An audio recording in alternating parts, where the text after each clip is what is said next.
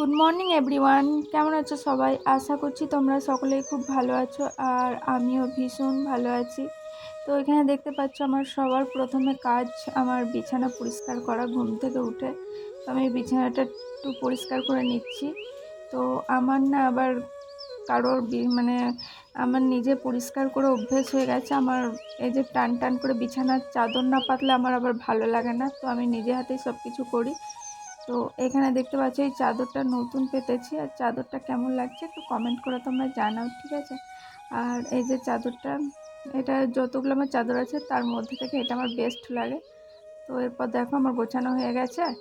আর আমি এখানে এই যে মেয়ের পুতুলের অবস্থা দেখো, ওর হাত পা তো মানে হাত তো নেই, চোখটাও খেয়ে নিচ্ছে, চোখটা গোল মানে ফুটো হয়ে গেছে। তো দেখলে, তো এখানে দেখো আমি রান্নাঘরে চলে এসেছি। আমার মেয়ে আমাকে ক্যামেরা করে দিচ্ছিল, ওকে বললাম একটু ক্যামেরা করে দে। আর শিবরাত্রির উপলক্ষে আমি আজকে একটু লুচি বানাচ্ছিলাম। তো এরপর দেখতেই পাচ্ছ লুচিগুলো গোল গোল হচ্ছে, আগে কিন্তু আমার গোল হতো না, যেহেতু এখন এক্সপিরিয়েন্স হয়ে গেছে বেশি, তো লুচিগুলো এখন গোল গোল হচ্ছে। আগে তো একদমই পারতাম না, কি বলবো। তো সবার হয়তো এরকম ফার্স্ট টাইম হয়। আর এদিকে দেখো আমি লুচিটা রাখতে গিয়ে ঠিকঠাক রাখা হচ্ছিল না তোমাদেরকে দেখাতে গিয়ে ক্যামেরার সামনে। তো যাই হোক বন্ধুরা, তো আমার প্রত্যেকটা লুচি আমি এইভাবে বেলে নিয়েছি। তো এরপর আমি কড়াইটাকে গরম করে নেবো। তো চলো, সবার প্রথমে আমি গ্যাসটাকে জ্বালিয়ে নিয়েছি। তো গ্যাসটা জ্বালিয়ে নিয়েছি, আমার গলাটার অবস্থা খারাপ হয়ে গেছে আমি বুঝতে পারছি। তো যদি কোনো ভুল ত্রুটি হয়ে থাকে তো তোমরা প্লিজ ক্ষমা করে দিও।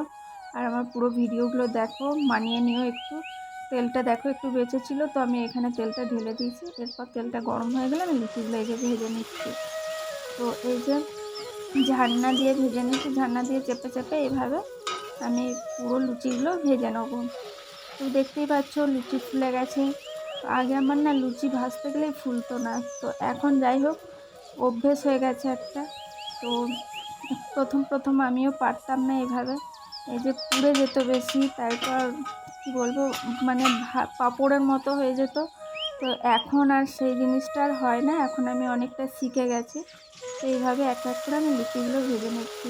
তো প্রত্যেকটা লুচি দেখো আমার ফুলকো ফুলকো হয়ে যাচ্ছে। তো এই যে এইভাবে লুচিগুলো ভেজে ভেজে ভেজে আমি মানে রেখে দেবো।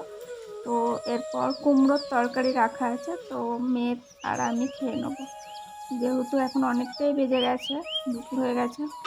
তো দুপুরবেলাতে আমাদের আজকে লুচি। আর পুজোর তো কোনো ব্যাপার নেই, পুজো তো আমার হবে না দেওয়া, তো সেই কারণে। আর এই যে আমি এক এক করে লুচিগুলো ভেজে নিচ্ছিলাম, তখন রান্নাঘরে বসে বসে বললাম ভুল করে। তো এই যে দাঁড়িয়ে দাঁড়িয়ে আমি লুচিগুলো ভেজে নিচ্ছিলাম। আমি আবার বেশিক্ষণ এখন দাঁড়িয়ে থাকতে পারি না, ভীষণ অসুবিধা হয়। তার সাথেও আমি লুচিগুলো, বেশি লুচি ছিল না, তো আমি এইভাবে আস্তে আস্তে আস্তে ভেজে নিচ্ছিলাম। তো তোমরা তো দেখতেই পাচ্ছ এই যে আমার লুচি ভাজা হয়ে গেছে। তো চলো ভেতরে। তো এই যে আমি লুচি ভাজা হয়ে গেছে, আমি নিয়ে নিয়েছি এখানে কুমড়োর তরকারি, যেহেতু অর্ধেক খাওয়া হয়ে গেছে, তারপর মনে পড়েছে ভিডিও করার কথা। তো এখানে এই যে খেতে বসে গেছি আমরা মা মেয়ে।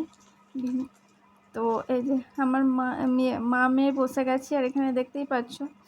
তো চলো এরপর এই যে আমি চুলটা খুলে একটু বসলাম, যেহেতু খাওয়া দাওয়া হয়ে গেছে, এরপর শোবো, তো একটু বসে আমি চুলটা খুলে আবার, চুলটা দেখতে পাচ্ছ অবস্থা খারাপ হয়ে গেছে। চুলটা অনেক ছোট করে নিয়েছিলাম পুজোর সময়, তো যেহেতু চুলের যত্ন নিতে পারছিলাম না সেই কারণে। তো এই যে চুলগুলো দেখছিলাম যে চুলের কি অবস্থা হয়েছে সেটাই। তা দেখতেই পাচ্ছ আমার চুলের অবস্থা এখন। আর এইদিকে এই যে শুয়ে পড়েছি ব্ল্যাঙ্কেট। তো গাইস আমরা এখন শুয়ে পড়েছি, যদি তোমাদের ভিডিওটা ভালো লেগে থাকে লাইক কমেন্ট শেয়ার করে দিও। আর চলো টাটা।